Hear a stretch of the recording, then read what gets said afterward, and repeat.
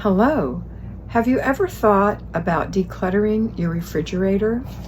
Decluttering your refrigerator is something I want you to do once a week, and it's part of your planning and desk day. You go into your refrigerator, you open it up, and you look and see what needs to be thrown away, what needs to be used up, what needs to be wiped off, and what needs to be put back where it belongs.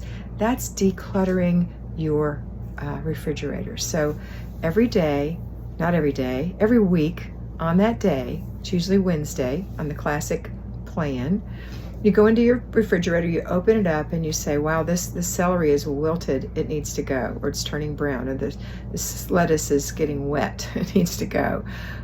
This pear is soft and bruised, I need to throw it away. And really take account of what you're throwing away and realize what you're overbuying, because you are overbuying if you're not using it.